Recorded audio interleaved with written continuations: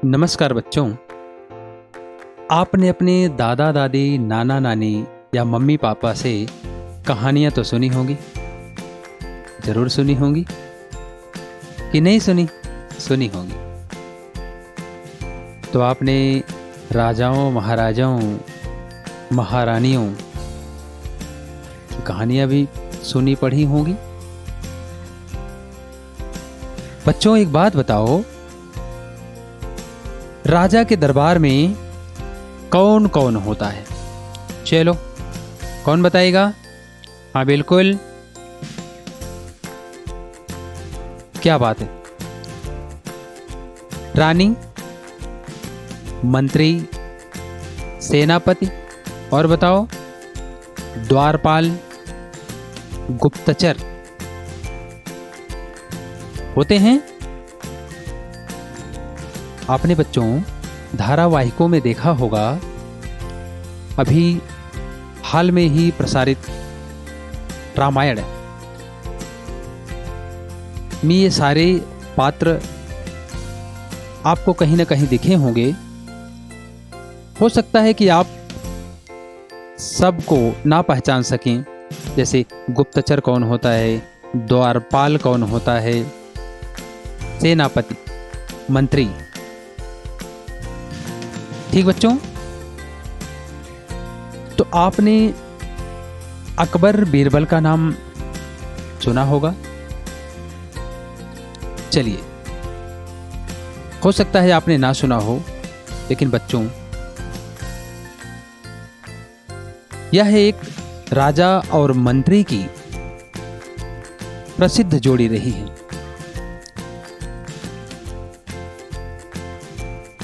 तो आज हम आपकी हिंदी की पाठ्यपुस्तक रिमझिम के पाठ 2 जैसा सवाल वैसा जवाब के बारे में पढ़ेंगे। बच्चों, यह एक बहुत ही रोचक कहानी है। उम्मीद है आपको पसंद आएगी। तो शुरू करें कहानी। तैयार हो? चलिए, आज का हमारा पाठ है जैसा सवाल वैसा जवाब। बादशाह अकबर अपने मंत्री बीरबल को बहुत पसंद करता था। बच्चों, बादशाह अकबर के प्रिय मंत्री, पसंदीदा मंत्री कौन थे? बीरबल। इसलिए अकबर अपने मंत्री को बहुत पसंद करते थे, क्योंकि बीरबल बहुत ही चतुर थे। आगे देखते हैं। बीरबल की बुद्धि के आगे बड़े बड़ों की भी कुछ ना चल पाती थी। बीरबल के आगे बड़े से बड़े मंत्री की भी कुछ नहीं चलती थी, क्योंकि बीरबल थे ही बहुत बुद्धिमान। आगे देखते हैं। इसी कारण कुछ दरबारी बीरबल से जलते थे। बच्चों, आप में कोई हुनर होता है, लोग उसको मान देने लगते हैं, तो कुछ लोग जलने भी लगते हैं। बीरबल की चतुराई, बुद्धिमानी के कारण सारे के सारे दरबारी या फिर कुछ दरबारी, आप कह सकते हैं, बीरबल से बहुत जलते थे, ईर्ष्या रखते थे। आगे देखते हैं। वे बीरबल को मुसीबत में फंसाने के तरीके सोचते रहते थे। बच्चों, सारे दरबारी बीरबल की बुद्धिमानी को देखकर उनको मुसीबत में फंसाने के तरीके ढूंढते रहते थे कि किन तरीकों से बीरबल को फंसाया जाए। बस इसी तरकीब में लगे रहते थे। तो बच्चों, राजा का प्रिय मंत्री कौन था? कौन बताएगा? हाँ बोलो। बहुत अच्छे, बीरबल। बीरबल बहुत चतुर थे, इसीलिए बाकी मंत्री बीरबल को फंसाने के बारे में, राजा की नजरों से गिराने के बारे में ही सोचते रहते थे। आगे देखते हैं। अकबर के एक खास दरबारी ख्वाजा सरा को अपनी विद्या और बुद्धि पर बहुत अभिमान था। बच्चों, मैंने कहा ना, राजा के राज्य में मंत्री, गुप्तचर, द्वारपाल, कई मंत्री, तो एक और मंत्री जिनका नाम ख्वाजा सरा है, उन्हें भी अपनी विद्या और बुद्धि पर बहुत अभिमान था। तो बच्चों, किसको अभिमान था अपनी विद्या बुद्धि पर? बिल्कुल सही, ख्वाजा सरा को। वे भी अकबर के ही दरबारी थे। बीरबल को तो वे अपने सामने निरा बालक और मूर्ख समझते थे।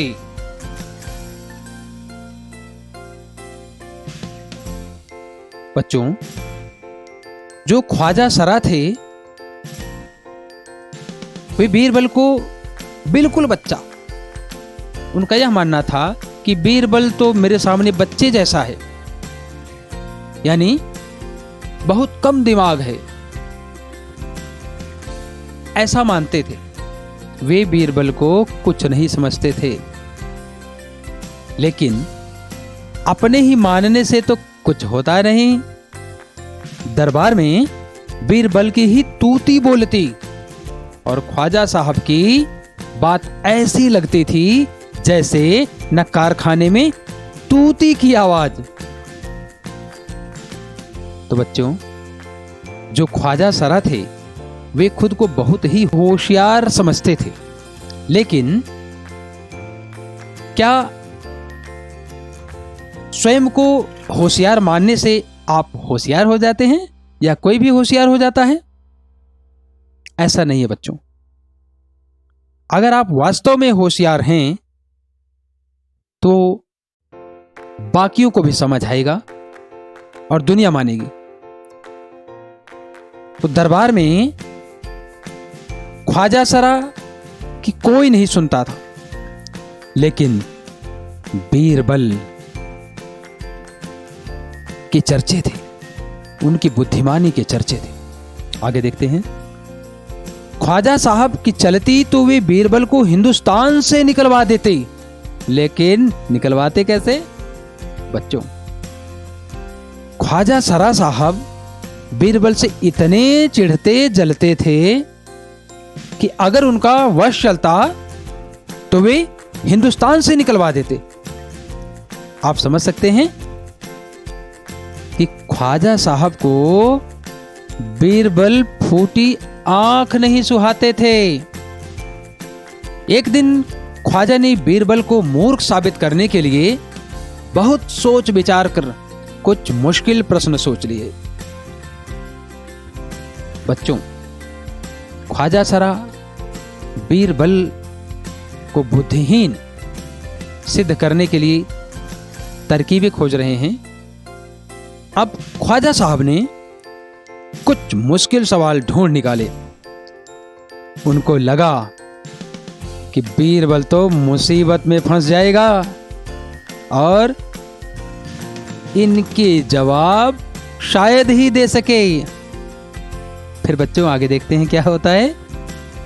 उन्हें विश्वास था कि बादशाह के उन प्रश्नों को सुनकर बीरबल के छक्के छूट जाएंगे और वह लाख कोशिश करके भी संतोषजनक उत्तर नहीं दे पाएगा।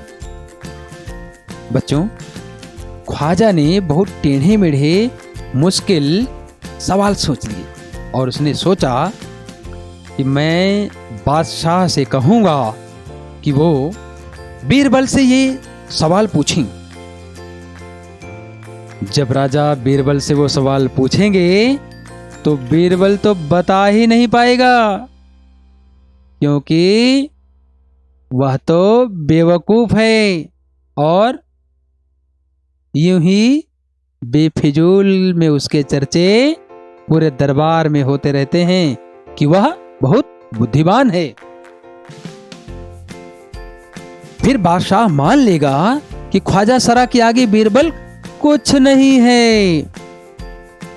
बच्चों, ख्वाजा सरा को लगा कि वे जैसा सोच रहे हैं वैसा ही सब कुछ होता जाएगा और एक दिन बीरबल बेवकूफ सिद्ध हो जाएगा। बच्चों, आपको भी लगता है ऐसा ही होने वाला है हमारी कहानी में? चलिए देखते हैं क्या होता है। ख्वाजा साहब अचकन पगड़ी पहनकर दाढ़ी सहलाते हुए अकबर के पास पहुंचे और सिर झुकाकर बोले, बीरबल बड़ा बुद्धिमान बनता है, आप भी उसकी लंबी चौड़ी बातों के धोखे में आ जाते हैं। मैं चाहता हूं कि आप मेरे 3 सवालों के जवाब पूछकर उसके दिमाग की गहराई नाप लें। तो बच्चों, जो ख्वाजा साहब थे उन्होंने बढ़िया सी पगड़ी पहनी, अपनी दाढ़ी सहलाई और राजा अकबर के दरबार में पहुंच गए और पास जाकर बोले कि बीरबल खुद को बहुत बुद्धिमान समझता है तो वह अपनी बुद्धिमानी को साबित करे। मैं आपको 3 सवाल बता रहा हूं, आप ये 3 सवाल बीरबल से पूछें और देख लें कि उसका दिमाग कितना तेज चलता है। मतलब आप पता लगा लें कि वो वाकई में वास्तव में होशियार है भी या नहीं। बच्चों, ख्वाजा सरा अपनी योजना के तहत कदम बढ़ा चुके हैं और कहां पहुंच गए हैं? बादशाह अकबर के पास। आगे देखते हैं। उस नकली अक्ल बहादुर की कलई खुल जाएगी। ख्वाजा साहब सोच रहे हैं कि बीरबल सवालों के उत्तर तो दे नहीं पाएगा और उसकी होशियारी का नाटक खत्म हो जाएगा। है ना बच्चों रुचिकर कहानी? आ रहा मजा? चलो आगे देखते हैं। ख्वाजा के अनुरोध करने पर अकबर ने बीरबल को बुलाया और उनसे कहा, बीरबल, परम ज्ञानी ख्वाजा साहब तुमसे 3 प्रश्न पूछना चाहते हैं, क्या तुम उनके उत्तर दे सकोगे? बच्चों, जब बादशाह अकबर ने बीरबल को बुलाया और कहा कि ख्वाजा साहब तुमसे 3 सवाल पूछना चाहते हैं, तुम उनके उत्तर दोगे? बीरबल बोले, जहां पनाह जरूर दूंगा, खुशी से पूछें। ख्वाजा साहब ने अपने 3 सवाल लिखकर बादशाह को दे दिए। अकबर ने बीरबल से ख्वाजा साहब का पहला प्रश्न पूछा, संसार का केंद्र कहां है? बच्चों, पहला प्रश्न क्या है? संसार का केंद्र कहां है, यानी पूरी दुनिया का मध्य स्थान कहां है? बीरबल ने तुरंत जमीन पर छड़ी गाड़कर उत्तर दिया, यही स्थान चारों ओर से दुनिया के बीचों बीच पड़ता है। बच्चों, बीरबल थे बहुत बुद्धिमान। उन्होंने छड़ी उठाई, जमीन पर रखी और बोले, यही स्थान चारों ओर से दुनिया के बीचों बीच पड़ता है। बच्चों, आगे देखते हैं क्या कहा बीरबल ने। यदि ख्वाजा साहब को विश्वास ना हो तो वे फीते से सारी दुनिया को नापकर दिखा दें कि मेरी बात गलत है। बीरबल ने क्या कहा बच्चों? कि जहां मैं खड़ा हूं यही दुनिया का केंद्र है, यानी यही दुनिया का बीचों बीच है। ख्वाजा साहब को यदि विश्वास ना हो तो फीते से नापकर ये सिद्ध करें कि यह स्थान दुनिया के बीचों बीच नहीं पड़ता है। बच्चों, क्या आपको लग रहा है कि बीरबल बुद्धिमान है? लगा कुछ? उनके ज्ञान की झलक मिली? बिल्कुल। देखते हैं आगे क्या होता है। अकबर ने दूसरा प्रश्न किया, आकाश में कितने तारे हैं? बीरबल ने एक भेड़ मंगवाकर कहा, इस भेड़ के शरीर में जितने बाल हैं उतने ही तारे आसमान में हैं। ख्वाजा साहब को इसमें संदेह हो तो बालों को गिनकर तारों की संख्या से तुलना कर लें। बच्चों, जब अकबर ने बीरबल से पूछा कि आसमान में कितने तारे हैं, तो बीरबल ने एक भेड़ मंगवाई और कहा, इसके शरीर में जितने बाल हैं आसमान में उतने ही तारे हैं। और यदि ख्वाजा साहब को विश्वास ना हो तो इस भेड़ के बालों को गिनकर उससे तुलना कर लें। अब समझ आ रहा होगा बच्चों कि नहीं? अब अकबर ने तीसरा सवाल किया, संसार की आबादी कितनी है? बच्चों, तीसरे सवाल में पूछा गया कि संसार यानी दुनिया की आबादी यानी जनसंख्या कितनी है, कि दुनिया में कितने लोग हैं। बीरबल ने कहा, जहां पनाह, संसार की आबादी पल पल घटती बढ़ती रहती है, क्योंकि हर पल लोगों का मरना जीना लगा ही रहता है। इसलिए यदि सभी लोगों को एक जगह इकट्ठा किया जाए तभी उनको गिनकर ठीक ठीक संख्या बताई जा सकती है। तो बच्चों, बीरबल ने कहा, जहां पनाह, इस दुनिया के लोगों की संख्या एक जैसी नहीं रहती, वह पल पल घटती बढ़ती रहती है, क्योंकि जीना मरना लगा ही रहता है। अब अगर ख्वाजा साहब को विश्वास ना हो तो दुनिया के सारे लोगों को एक साथ इकट्ठा करें और उनकी गिनती की जाए। और अगर मेरा उत्तर गलत हो तो ख्वाजा साहब सिद्ध करें। बच्चों, आपने तीनों प्रश्नों के तीनों जवाब सुने। आपको बीरबल की बुद्धिमत्ता, बुद्धिमानी, ज्ञान, चालाकी, चतुराई की झलक मिली होगी। या आप भी मानते हैं कि बीरबल वास्तव में बुद्धिमान नहीं था, यूं ही सारे दरबार में उसके चर्चे हुआ करते थे। तो बच्चों, बादशाह तो बीरबल के उत्तरों से संतुष्ट हो गया, लेकिन ख्वाजा साहब नाक भौं सिकोड़ कर बोले, ऐसे गोलमोल जवाबों से काम नहीं चलेगा जनाब। अब राजा को तो ठीक लगा कि भाई बीरबल ने सारे उत्तर सही दिए हैं, लेकिन ख्वाजा ने कहा, ऐसे गोलमोल जवाबों से जब काम नहीं चलेगा। बीरबल बोले, ऐसे सवालों के ऐसे ही जवाब होते हैं, पहले मेरे जवाबों को गलत साबित कीजिए तब आगे बढ़िए। तो बच्चों, बीरबल के जवाबों से ख्वाजा साहब संतुष्ट न होते हुए भी हार मान चुके थे। राजा अकबर संतुष्ट थे, ख्वाजा साहब कुछ नहीं बोल सके, या उनसे बोलते कुछ नहीं बना। तो बच्चों, आपने बीरबल की बुद्धिमानी की कहानी सुनी, है ना रुचिकर? आपको भी बीरबल बुद्धिमान लगे होंगे। तो हमारी कहानी यहीं खत्म होती है। तो बच्चों, हम कहानी के प्रश्न उत्तर देखते हैं। हमारा पहला प्रश्न है, ख्वाजा सरा के तीनों सवालों का क्या कोई और जवाब हो सकता है?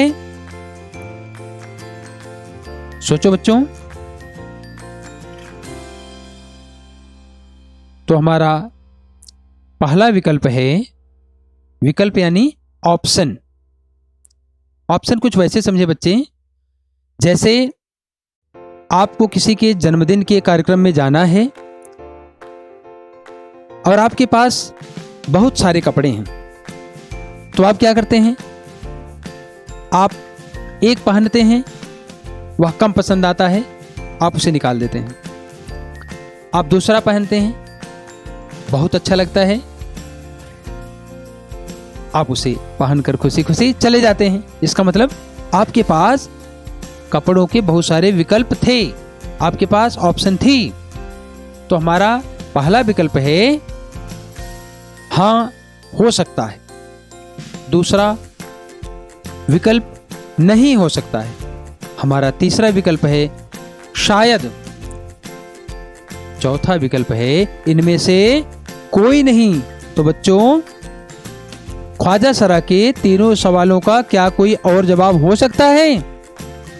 बिल्कुल सही, हाँ हो सकता है। ठीक है बच्चों, तो हमारा पहला विकल्प सही है। हमारा दूसरा प्रश्न है, जैसा सवाल वैसा जवाब, कहानी में सबसे बुद्धिमान कौन है? तो बच्चों, आप तो बता ही सकते हैं, शाबाश। हमारा पहला विकल्प है अकबर, दूसरा विकल्प है ख्वाजा, तीसरा विकल्प है बीरबल, चौथा विकल्प है इनमें से कोई नहीं। तो बच्चों, हमारा तीसरा विकल्प है बीरबल, यानी जैसा सवाल वैसा जवाब, कहानी में सबसे बुद्धिमान बीरबल हैं। बच्चों आगे बढ़ते हैं, तीसरा प्रश्न देखते हैं। बीरबल की बुद्धिमानी से कौन जलते थे? बताओ बच्चों, सोचो, कौन जलता था? पहला विकल्प है कवि, दूसरा राजा, तीसरा दरबारी, चौथा इनमें से सब। तो बच्चों सोचो, हमारा विकल्प है दरबारी, यानी बीरबल की बुद्धिमानी से दरबारी जलते थे। तो हमारा विकल्प तीसरा सही है। चौथा प्रश्न है, जैसा सवाल वैसा जवाब, ये क्या है? बच्चों, विकल्प हैं उपन्यास, दूसरा विकल्प है कहानी, तीसरा विकल्प है कविता, चौथा विकल्प है ड्रामा। तो बच्चों, हमारा दूसरा विकल्प सही है, यानी कहानी। जैसा सवाल वैसा जवाब, ये कहानी है, बिल्कुल सही। अब बच्चों, वाक्य बनाइए। हम कुछ शब्दों के वाक्य बनाएंगे। हमारा पहला शब्द है बस। बच्चों, आपने बस तो देखी होगी। हम ऐसा वाक्य बनाएंगे जिसमें बस शब्द आना चाहिए। तो हम बनाते हैं, मैं रोज बस में बैठकर स्कूल जाती हूं। क्या बनाया? मैं रोज बस में बैठकर स्कूल जाती हूं। दूसरा शब्द है बुद्धिमान। बीरबल बहुत ही बुद्धिमान था।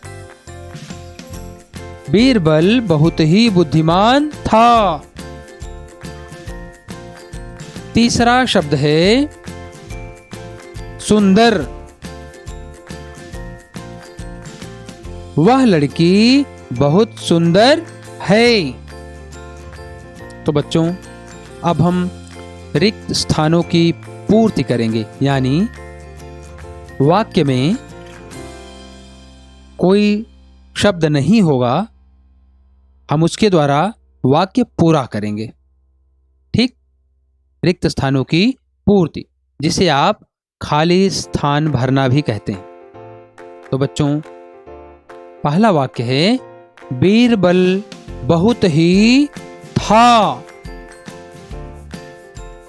विकल्प हैं नादान, बुद्धिमान, अनजान।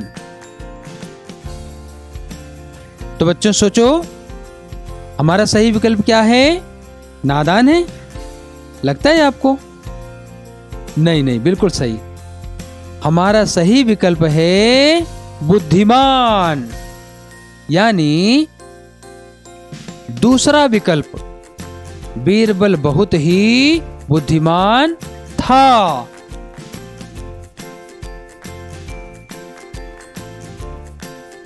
दूसरा प्रश्न है आकाश में तारे हैं। फिर से सुने, आकाश में तारे हैं। पहला विकल्प है अनगिनत, दूसरा विकल्प है थोड़े, तीसरा विकल्प है बिल्कुल नहीं।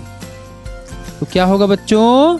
बिल्कुल सही, पहला विकल्प है अनगिनत, यानी आकाश में अनगिनत तारे हैं। तीसरा प्रश्न है संसार का कहाँ है? तो बच्चों विकल्प देखें। पहला विकल्प है केंद्र, दूसरा विकल्प है चौराहा, तीसरा विकल्प है सीमा। तो बच्चों कहानी के लिहाज से कौन सा शब्द उचित लग रहा, सटीक लग रहा? बिल्कुल सही, सबसे पहला विकल्प, संसार का केंद्र कहाँ है। ठीक है बच्चों, चलिए आगे देखते हैं। बच्चों अब हम मुहावरे करेंगे। हमारी कहानी में मुहावरे आए थे ना। चलिए, पहला मुहावरा है नाक भौं सिकोड़ना, यानी पसंद ना आना।